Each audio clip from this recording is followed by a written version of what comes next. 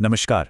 आज हम पंडित श्रीराम शर्मा आचार्य जी की एक बहुत ही खूबसूरत किताब बुराइयों के अंधकार में अच्छाइयों की किरणें के एक अंश पर बात करेंगे। इसमें हम कुछ ऐसी कहानियों को जानेंगे जो हमें दिखाती हैं कि कैसे सबसे मुश्किल और अंधेरे हालातों में भी अच्छाई की एक किरण अपना रास्ता बना ही लेती है।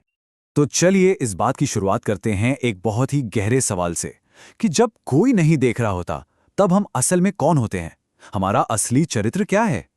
असल में वही पल हमारी अंतरात्मा की सच्ची परीक्षा का होता है। इस पहले हिस्से में हम दो ऐसी कहानियों पर नजर डालेंगे जहां आम लोगों के सामने अचानक से कुछ ऐसी नैतिक दुविधाएं आ खड़ी होती हैं।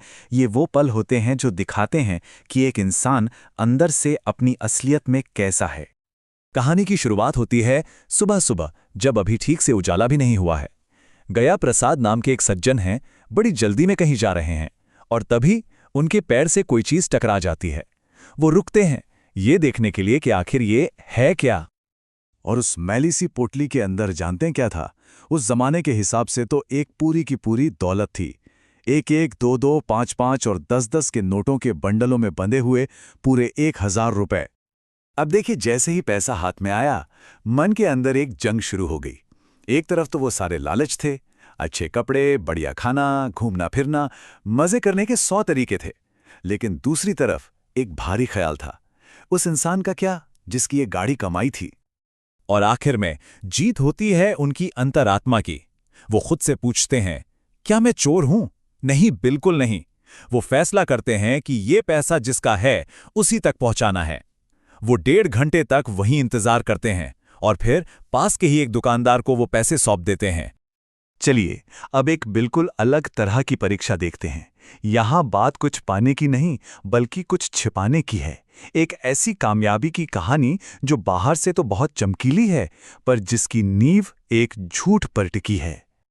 हुआ ये था कि 6 साल पहले ये छात्र बार बार मैट्रिक में फेल हो रहा था। फिर उसने एक धोखा किया, किसी और के जाली सर्टिफिकेट से कॉलेज में एडमिशन ले लिया।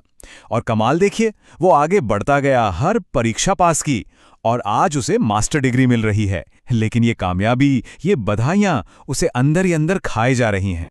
बाहर से तो दोस्त मुबारकबाद दे रहे थे, लेकिन अंदर उसकी अपनी ही अंतरात्मा उसे धिक्कार रही थी। मन में जैसे एक लड़ाई चल रही थी। एक आवाज कह रही थी चुप रहो, तो दूसरी चीख रही थी सच बोलो। और फिर जो हुआ वो वाकई हैरान करने वाला था।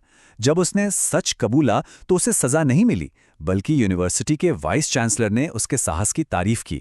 ये बात साबित करती है कि सच्चाई की कीमत हमेशा होती है और जो सच में ऊपर उठना चाहता है उसे सहारा देना चाहिए। अब हम उन लोगों की ओर मुड़ते हैं जो सिर्फ भटके नहीं थे, बल्कि गलत रास्ते पर बहुत आगे निकल गए थे। देखते हैं कि कैसे वो उस अंधेरे से वापस रोशनी की तरफ, अपनी इंसानियत की तरफ लौटे। ये कहानी है जुम्मन नाम के एक डकैत की। वो पुलिस से भाग रहा था, लेकिन एक दिन वो खुद पुलिस स्टेशन पहुंच गया और 2 घंटे तक इंतजार करता रहा, सिर्फ सरेंडर करने के लिए। उसने अफसर से कहा कि उसकी अंतरात्मा उसे जीने नहीं दे रही और अब वो बस एक शरीफ, सुकून की जिंदगी जीना चाहता है। हमारी अगली कहानी में तो दांव और भी बड़े हैं। यहां बात एक ऐसे आदमी की है जिसने 2 लोगों की जान ली थी और अब उसे खुद फांसी होने वाली है। लेकिन अपनी जिंदगी के आखिरी दिनों में कुछ ऐसा हुआ कि उसका नजरिया ही बदल गया। उसे ये फांसी अब सजा नहीं, बल्कि अपने पापों से मुक्ति का एक जरिया लगने लगी। उसे समझ आया कि भगवान कहीं बाहर नहीं, हमारे अंदर की अच्छाई में ही है, और इसी सोच ने उसे बदल दिया। और उसकी आखिरी इच्छा, उसने कहा, मैं अपनी आधी जायदाद उन 2 सिपाहियों के परिवारों को देना चाहता हूं जिन्हें मैंने गुस्से में मार दिया था। यह सुनकर जेल के अधिकारी भी दंग रह गए। यह दिखाता है कि उसके अंदर भी अच्छाई का एक बीज तो था। हमारी आखिरी कहानी निस्वार्थता का सबसे बड़ा उदाहरण है। एक ऐसे इंसान की कहानी जिसकी सेवा की भावना इतनी गहरी थी कि वो मौत के बाद भी खत्म नहीं हुई। काशी हिंदू यूनिवर्सिटी के एक बहुत ही प्यारे प्रोफेसर 30 साल पढ़ाने के बाद अपनी आखिरी सांसें गिन रहे थे। परिवार वाले सब पास में थे, लेकिन अलविदा कहने की जगह उन्होंने कुछ और कहा। उन्होंने कहा, मेरी वसीयत मत भूलना, मेरा कंकाल समाज की अमानत है, इसे मेडिकल कॉलेज के छात्रों के लिए रखना। इस तरह मेरी हड्डियां भी अनगिनत छात्रों के काम आएंगी। सोचिए, आखिरी वक्त में भी उन्हें अपनी नहीं, दूसरों की फिक्र थी। और उनके परिवार ने उनकी इस इच्छा का पूरा सम्मान किया। उनका अंतिम संस्कार नहीं हुआ। आज भी उनका कंकाल यूनिवर्सिटी में है और छात्रों को सिखा रहा है। वाकई सेवा को समर्पित एक जीवन का ये कितना बड़ा प्रतीक है।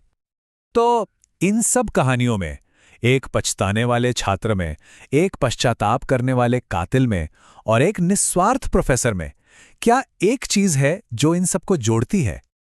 इन सभी कहानियों का सार बस इतना सा है कि इंसान की असली महानता कभी ना गिरने में नहीं है, बल्कि गिरकर उठने के साहस में है। वो अच्छाई की रोशनी हम सबके अंदर है, बस उसे जलाने की देर है। ये कहानियां हमें याद दिलाती हैं कि हर कोई, चाहे उसने कितनी भी गलतियां की हों, सही रास्ता चुनने की ताकत रखता है।